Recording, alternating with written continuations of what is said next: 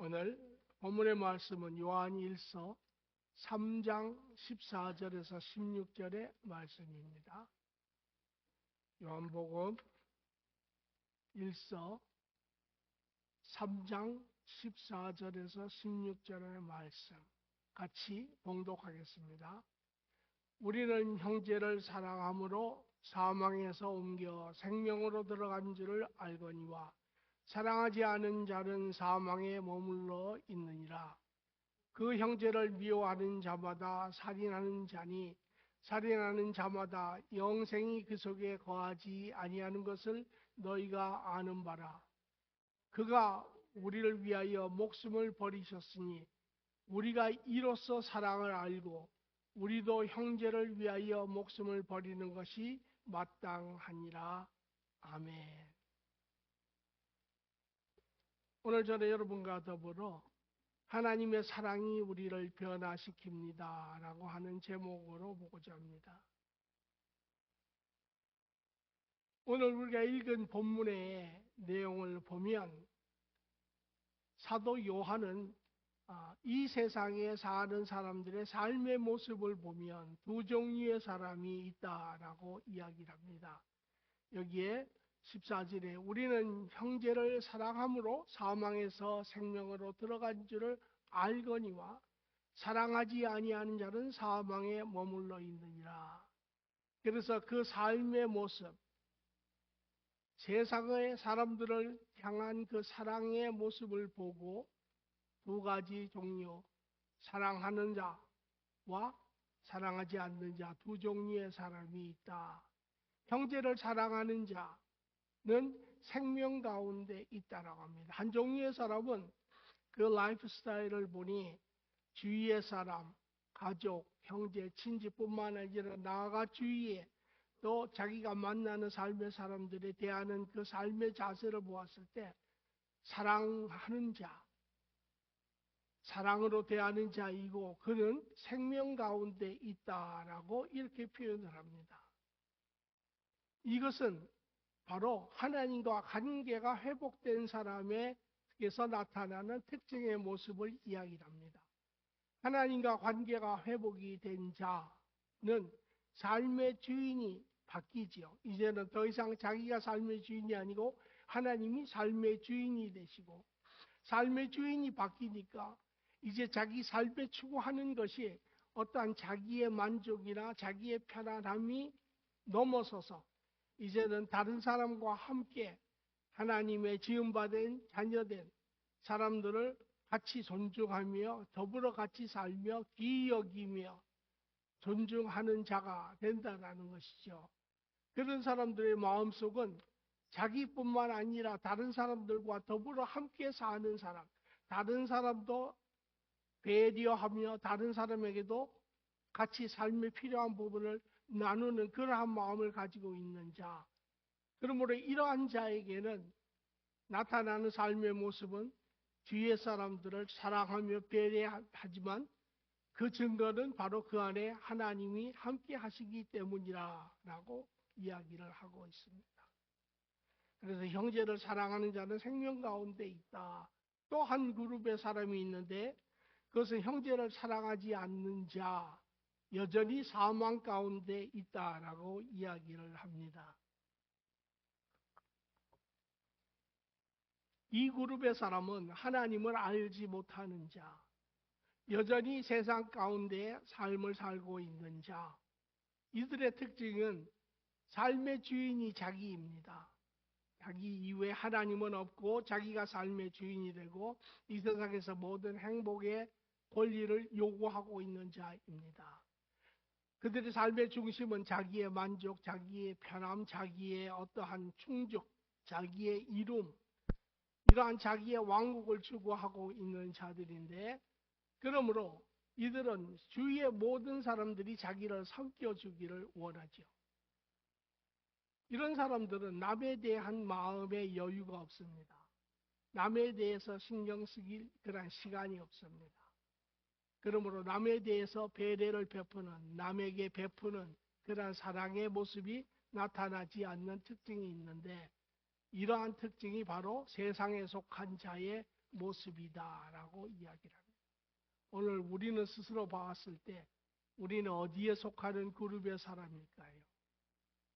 아마 이 말이 저를 중심으로 해서 우리 모두에게 도전이 되는 아마 이야기가 아닐까 저는 생각을 합니다. 성경에도 이것을 가르쳐 고린도후서에 사도 바울은 2장 12절에 이렇게 이야기하죠.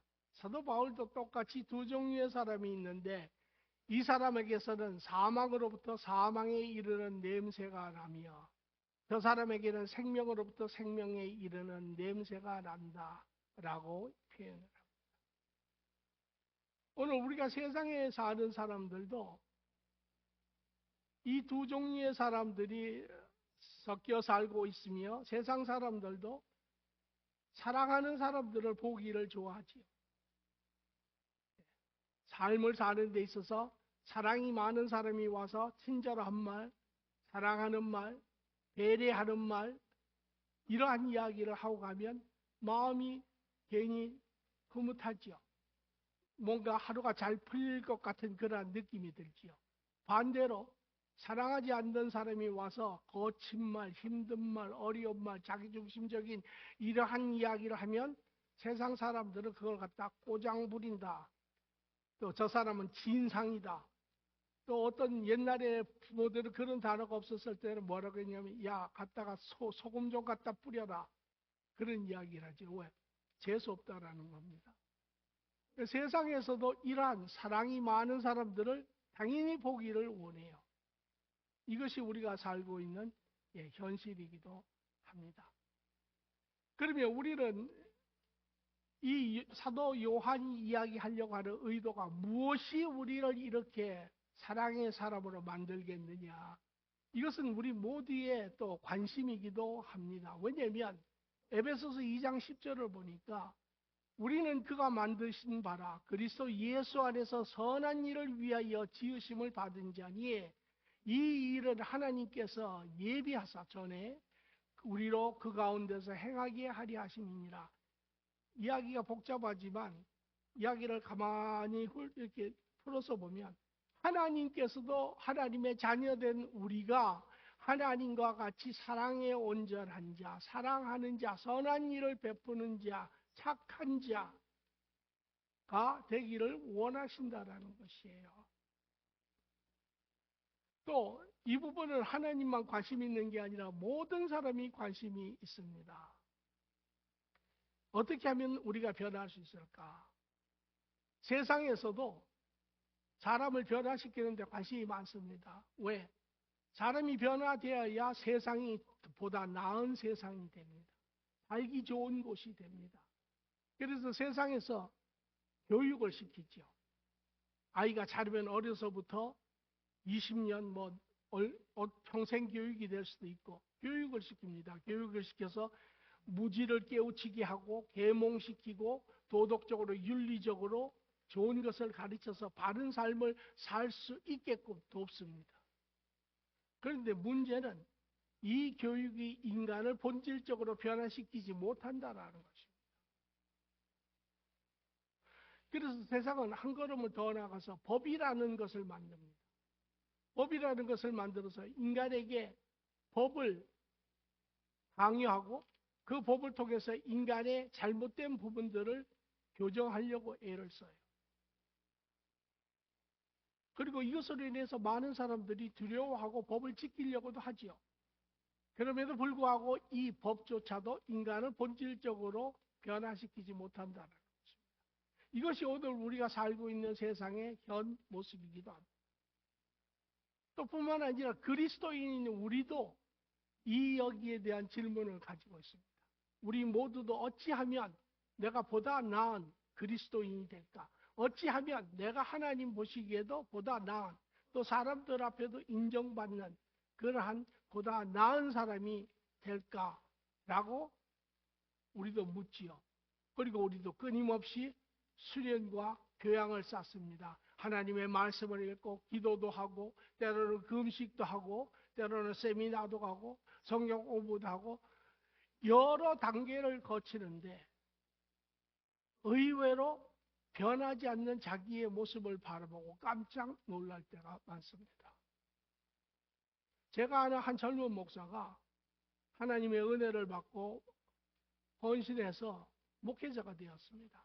그리고 교회에 돌아와서 자기가 받은 은혜를 깊이 생각하며 말씀으로 교인들을 도와 정말 하나님의 뜻에 합당한, 또 세상이 보기에 합당한 그러한 인격체를 만들려고 무던히 애를 썼습니다. 성경의 말씀도 가르치고 교리도 가르치고 신학도 가르치고 애를 썼습니다. 그런데 많은 시간이 지난 후에 그가 결론에 도달한 것은 사람은 변하지 않는다. 사람은 변하지 않는다. 그리고 그 저에게 와서 이야기하고 그런 교회를 떠났습니다. 가슴 아픈 이야기죠. 과연 사람은 변하지 않을까요? 그렇다면 하나님은 왜 우리들을 변하라고 이야기를 하고 있습니까?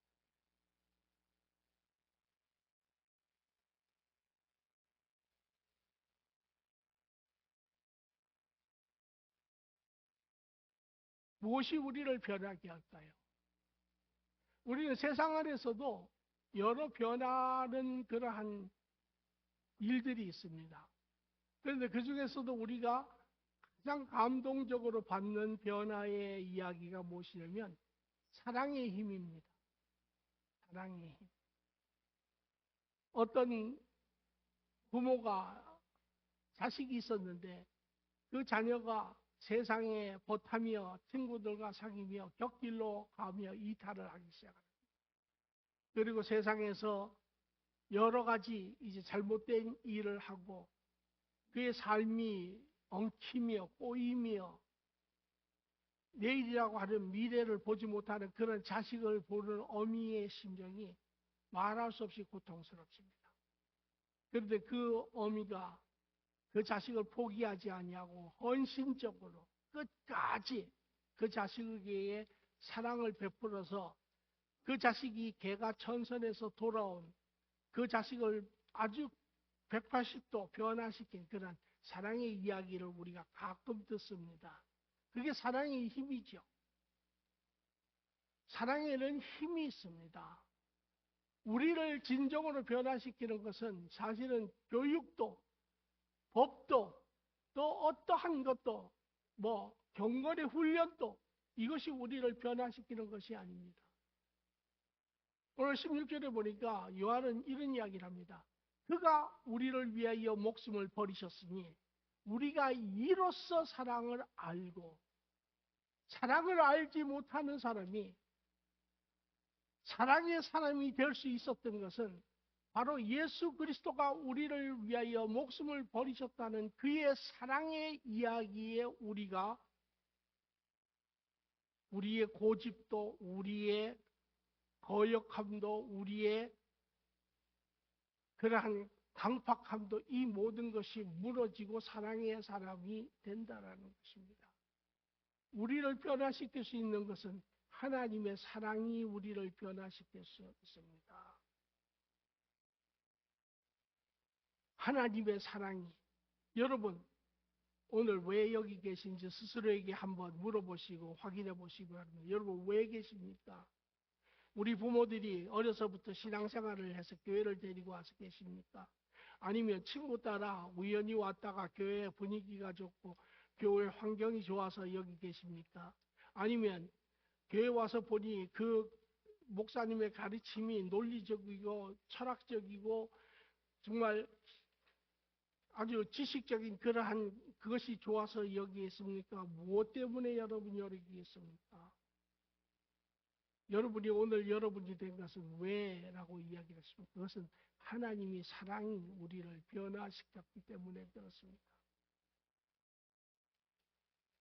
성경에 보면요. 요한복음 3장 16절에 이렇게 시작을 합니다. 하나님이 세상을 이처럼 사랑하사 독생자를 주셨으니 이는 그를 믿는 자마다 멸망하지 않고 영생을 얻게 하려 하십니다. 하나님이 인간을 지으셨죠. 인간이 죄를 지었습니다. 인간이 죄 가운데 하나님은 없다 하고 하나님을 등지며 하나님을 밀어내며 하나님을 거역하며 죽음을 향해서 가면서도 죽는 줄도 모르고 사는 인간의 모습입니다. 이러한 배경, 이러한 상황에 하나님은 세상을 사랑하시고 독생자를 주셨다라는 거예요. 여러분, 하나님이 여러분과 저를 사랑한 것은 우리가 잘해서가 절대 아닙니다. 우리가 특별해서가 아닙니다. 우리가 세상 사람들보다 뭔가가 좀 나았다고. 이런 어떠한 공평의 기준은 세상의 기준입니다. 그러나 우리는 하나님 앞에 하나도 나은 게 없었습니다. 어떤 면에서 더하면 더하였을지도 모릅니다. 그런데 하나님이 왜 우리를 사랑하셨습니까? 여러분, 하나님이 우리를 사랑하시는 것은 우리의 어떠한 행위가 아니라 그분의 성품입니다. 그래서 성경은 하나님은 사랑이시라 이렇게 이야기하죠. 하나님은 사랑을 하십니다 이렇게 이야기하면서 그것이 그분의 성품입니다.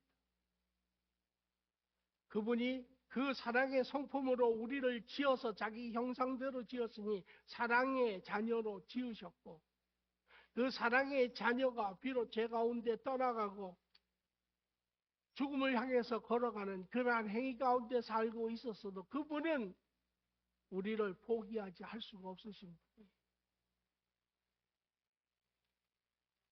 그래서 그 상황에서도 하나님은 예수님을 생각하시며 우리를 사랑하셨다 이렇게 얘기했어요. 뿐만 아니라 로마서 5장 8절에도 보니 우리가 아직 죄인 되었을 때 그리스도께서 우리를 위하여 죽으심으로 하나님께서 우리에 대한 자기의 사랑을 확증하셨다.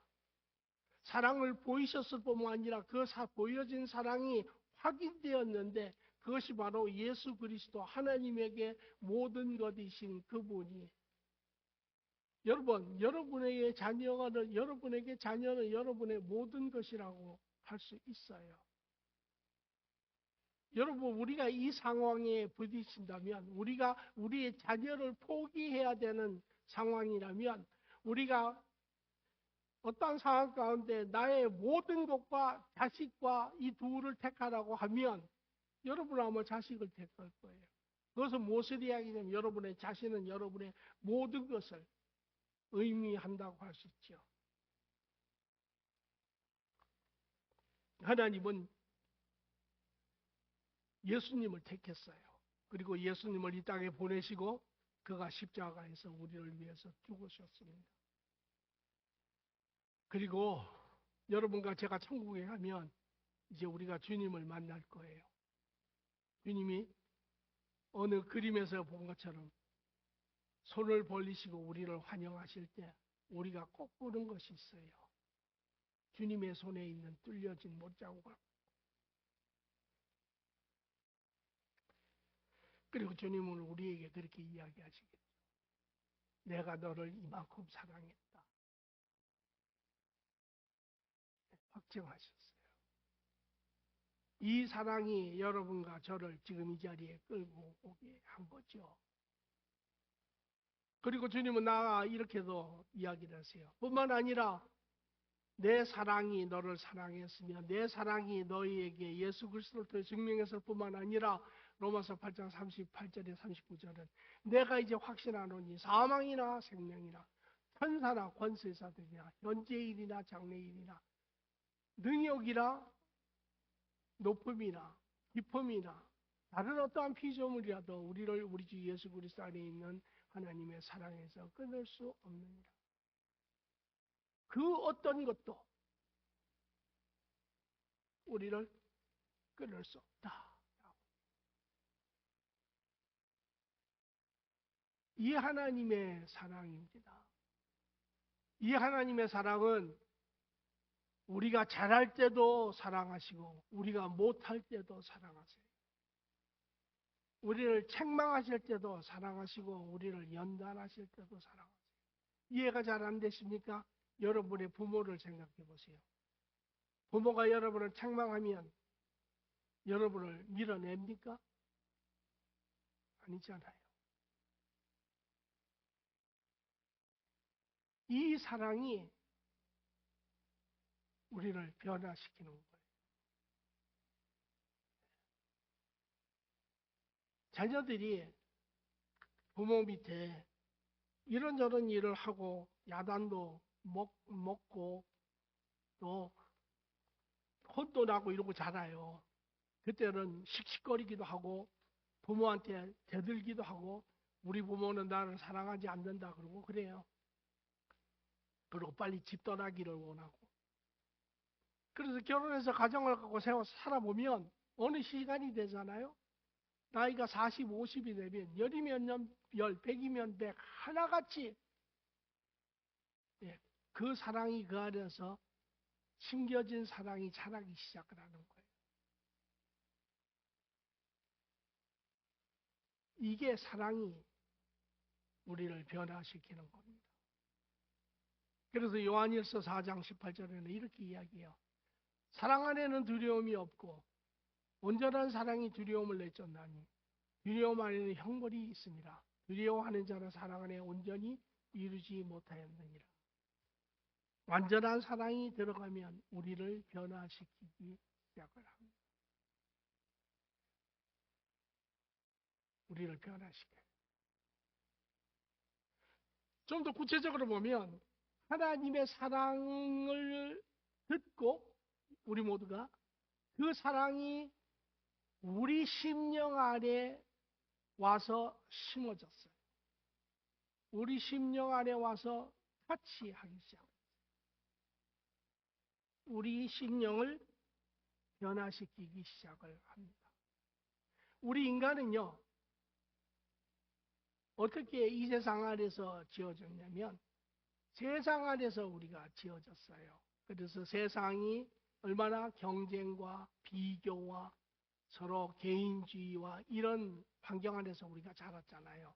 어려서부터 아이가 학교 가서도 커서도 또 나중에 사회에 가서도 항상 경쟁의 대상이 되고 비교의 대상이 되고 이러한 가운데 우리의 내면의 성품과 인격이 형성되기 시작을 해요.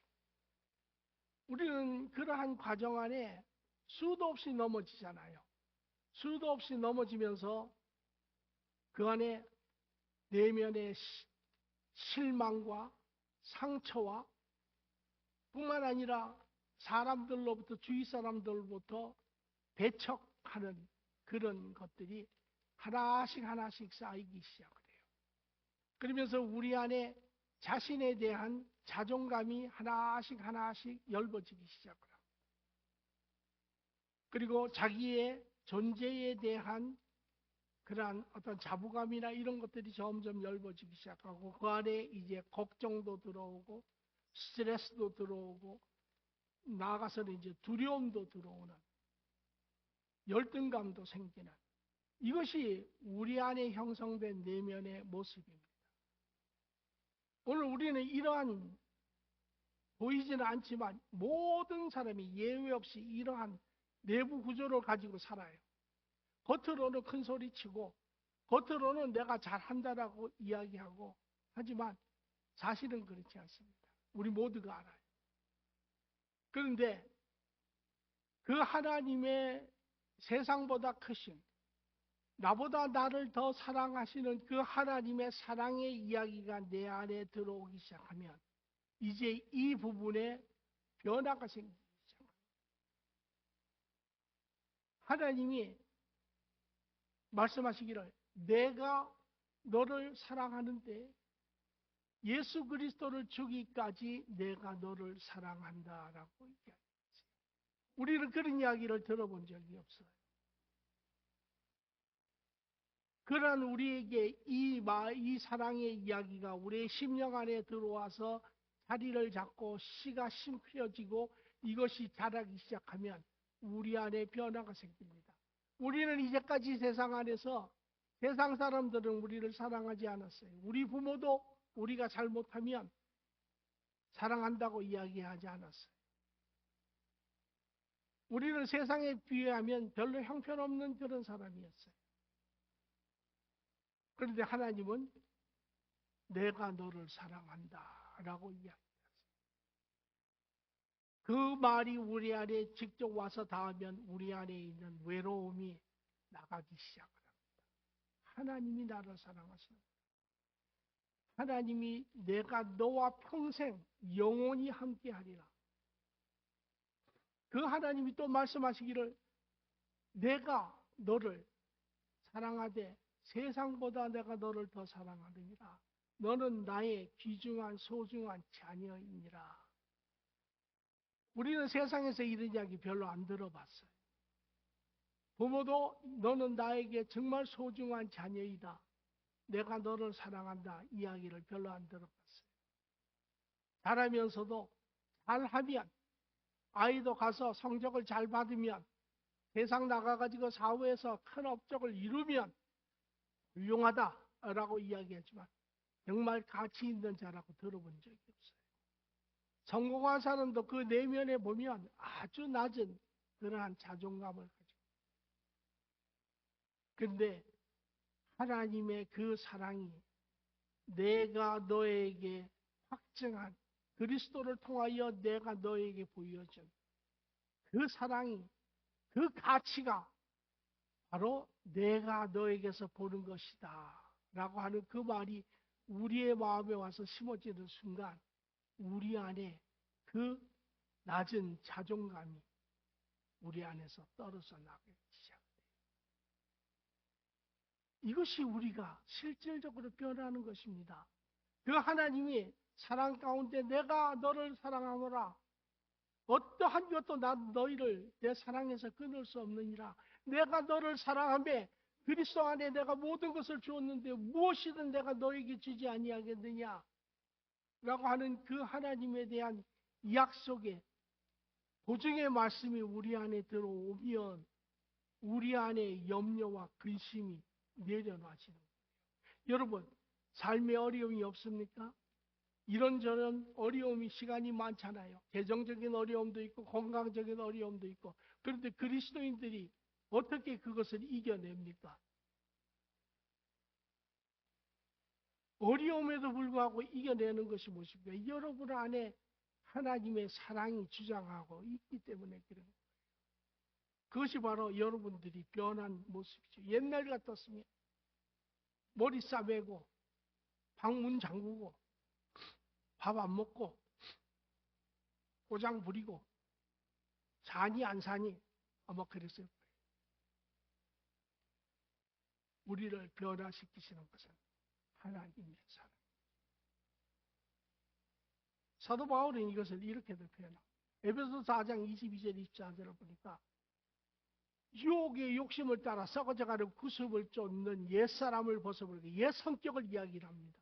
옛 세상으로부터 우리가 받은 죄로부터 우리가 사로잡혀 살았던 우리의 성품을 자기중심, 자기 욕망, 자기 만족 이 모든 것 그러면서도 그 안에 말할 수 없는 그러한 불안함 이제 오직 심령을 새롭게 하여 하나님을 따라 의와 진리의 거룩함으로 지으심을 받은 새 사람을 입으라. 여러분 어떻게 새 사람이 됩니까? 여러분 옷이 더러워지면 빨래하면 새 옷이 됩니다. 여러분이 우리의 더러워진 심령은 어떻게 하면 새롭게 됩니까? 아마 우리 모두가 애를 썼을 거예요. 여러분 가운데 말씀을 수없이 읽으려고 애를 쓰는 거예요. 좋은 책을 읽으려고 한 분도 있고 많은 노력들을 하실 거예요. 그러나 그것이 바로 하나님의 사랑의 말씀이 여러분 안에 들어가면 여러분의 내면의 것을 하나하나 벗겨놓기 시작합니다. 여러분 어린아이들 이야기 중에 이런 거 있죠. 바람과 해의 이야기 아마 잘 아실 겁니다. 바람과 해가 내기를 하죠. 사람이 지나가는데 누가 저 사람의 옷을 벗기라 우리 한번 내기하자. 그리고 바람이 자기가 먼저 하는데 어마어마하게 강한 바람을 처음에는 불다가 살살 불다가 강하게 붑니다. 그런데 이 사람이 추우니까 옷깃을 여미고 더 옷을 꽉 조여서 입습니다. 그런데 그러면 해 차례가 되었습니다. 해가 그 사람에게 더욱더 강한 햇볕으로 쬐기 시작을 합니다. 그래야 했더니 그 사람이 자연스럽게 더워서 옷을 벗습니다. 무엇을 이야기합니까? 우리를 실질적으로 변화시키는 것, 우리의 모든 잘못된 그러한 옛사람의 모습을 벗어내게 하는 것은 우리 안에 역사하시는 하나님의 참사랑의 이야기입니다. 이렇게 내면의 변화가 일어나기 시작하면 이것은 삶으로 표현이 됩니다. 하나님의 사랑이 우리 안에 자리 잡기 시작하고 우리의 내면을 바꾸기 시작하면 우리는 이제 사랑의 사람이 되어가며 사랑의 말을 이야기하고 사랑의 행위를 하기 시작합니다. 여러분, 사랑의 이야기가 잘 안 나오십니까? 그것은 여러분 안에 사랑의 이야기를 더 품으셔야 합니다. 하나님의 그러한 친절한 부분이 여러분 사랑 안에 자리 잡기 시작하면 여러분의 말과 행위는 친절해지기 시작합니다. 살았던 사람이, 아찔하던 사람이 아주 온순해집니다. 또 하나님의 긍휼하심이 여러분의 마음을 주장하기 시작하면 여러분 입에서 긍휼한 마음과 긍휼한 행위를 하기 시작합니다. 네. 여러분 하나님의 선하심과 신실하심이 여러분 마음에 자리 잡기 시작하면 여러분은 정직해지고 어떤 불의에 대해서도 거짓하지 아니하고 그냥 바른 삶의 모습들을 드러내기 시작합니다.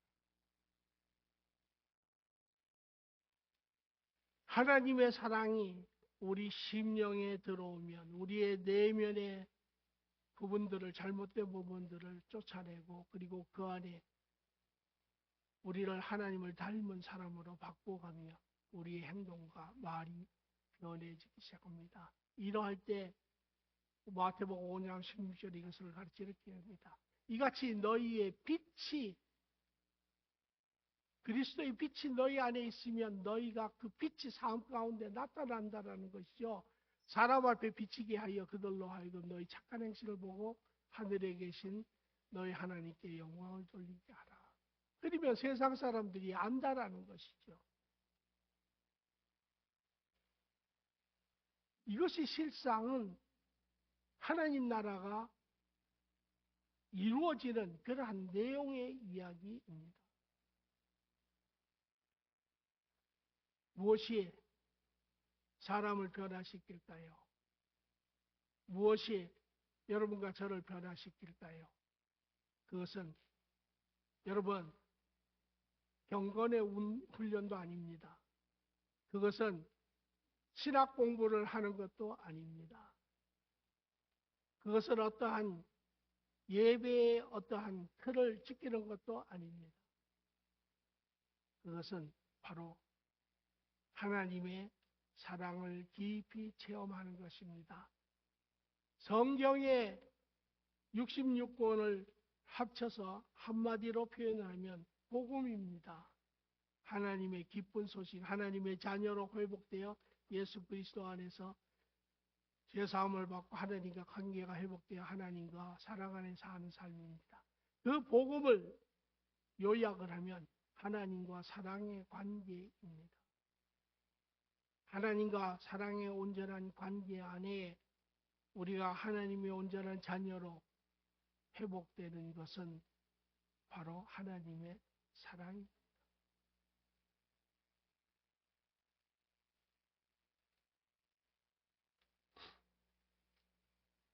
그러므로 저는 여러분 모두가 이 사랑의 이야기를 들으시기 바랍니다. 여러분 성경을 읽으면 무엇을 들으십니까? 역사적인 어떠한 사실을 많이 발견하십니까? 그것도 약간의 유익함은 있습니다. 여러분 성경을 읽으시면 무엇을 여러분 관심 있게 보십니까? 어떠한 한 조그마한 사건에 대한 어떠한 내용? 그러나 성경의 핵심은 바로 그리스도의 사랑의 이야기를 듣는 것입니다. 이 사랑의 이야기를 들을 때 우리는 비로소 사랑의 사람으로 하나님의 바른 자녀로 이 땅에 하나님의 나라를 드러내는 삶을 살 수 있습니다. 에베소서 3장 17절 19절에 말해 믿음으로 말미암아 그리스도께서 너희 마음에 계시게 하옵시고 너희가 사랑 가운데 뿌리를 받고 터가 묻어지고 능히 모든 성도와 함께 지식에 넘치는 그리스도의 사랑을 알아. 그 넓이와 길이와 높이와 깊이가 어떠함을 깨달아 하나님 모든 충만한 것으로 너희에게 충만하게 하시기를 구하노라. 이것이 또한 저의 기도이기도 합니다. 기도하겠습니다. 좋으신 주님 감사합니다.